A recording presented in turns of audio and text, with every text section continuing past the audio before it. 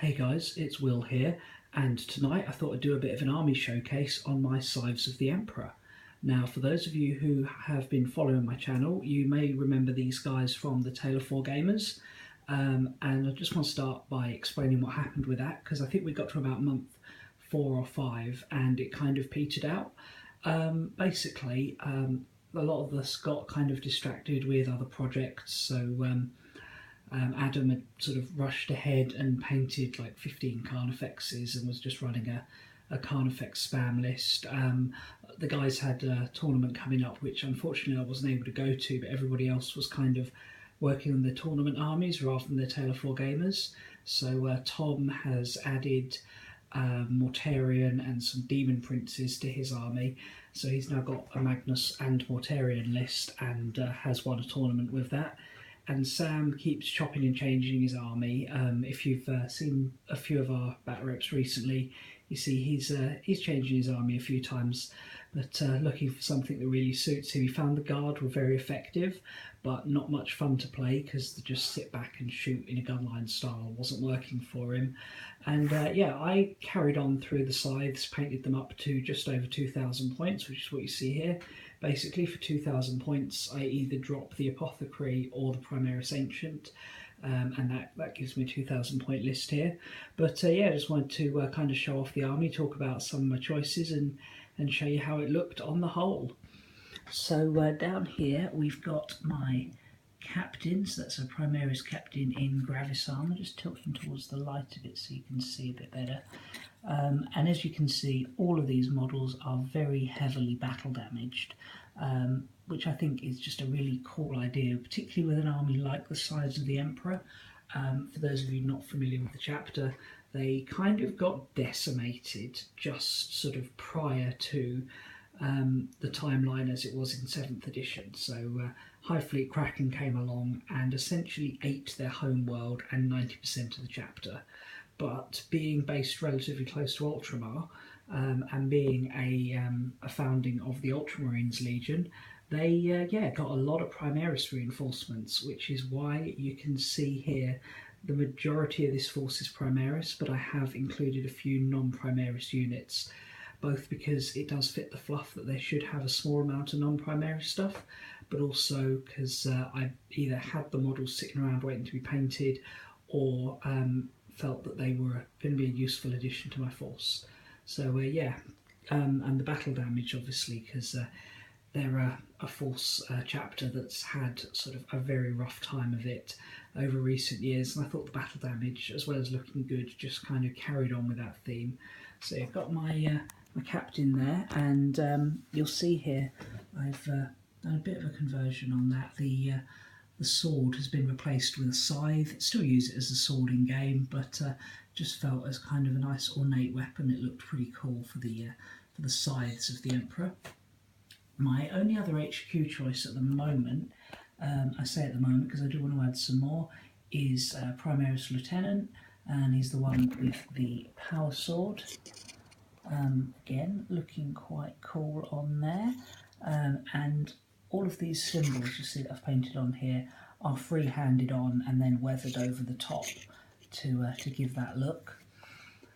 And then got a couple of other supporting characters, got my Apothecary, and unlike most of the models in this army, I didn't put him on a sector mechanicum base because he's got this like scenic base. So what I did instead, to kind of represent that sort of urban industrial war-torn type section, used his scenic base over some old Warhammer fantasy, what they call it, movement tray, cut to shape and painted and converted up to give it that kind of ruined mechanical look.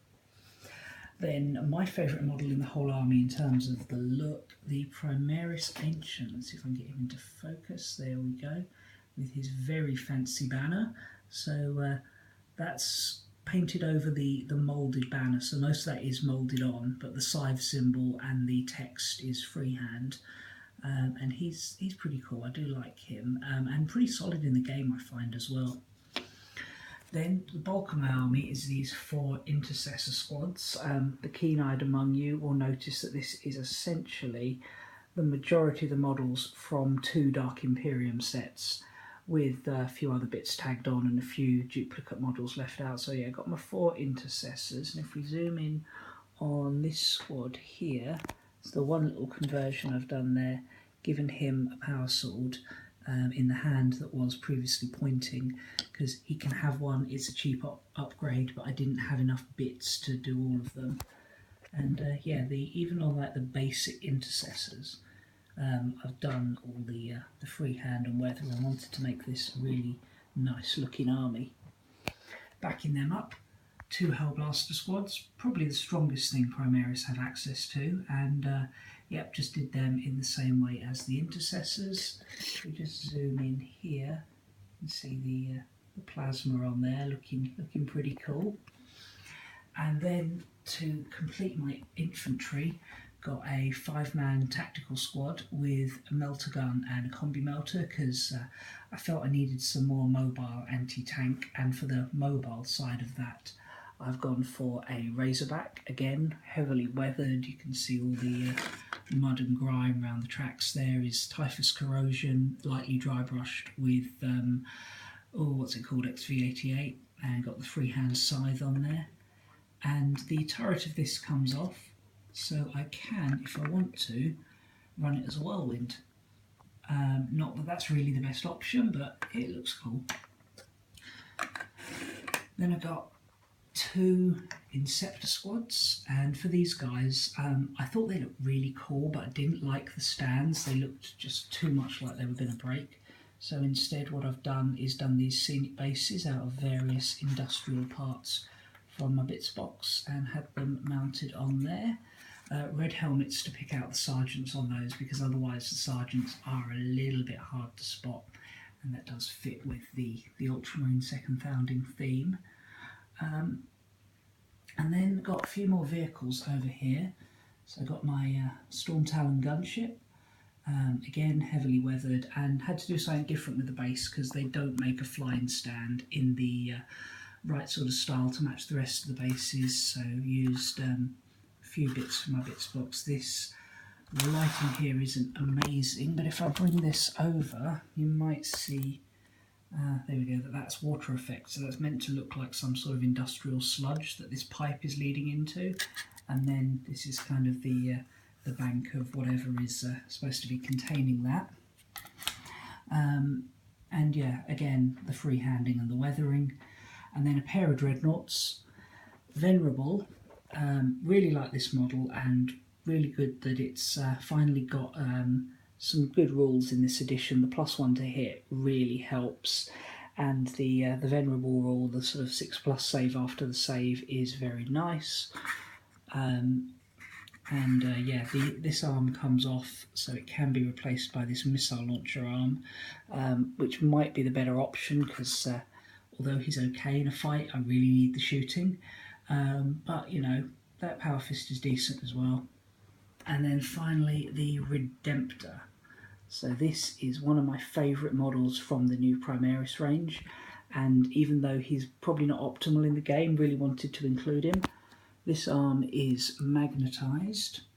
It just clips back on there, so it can be rotated for posing, but more importantly, I can put the plasma weapon on there when I finally get around to painting the plasma weapon, and use some old scenery bits to do up the base on him, because again, they didn't make a Sector Mechanicum base in the right size for him.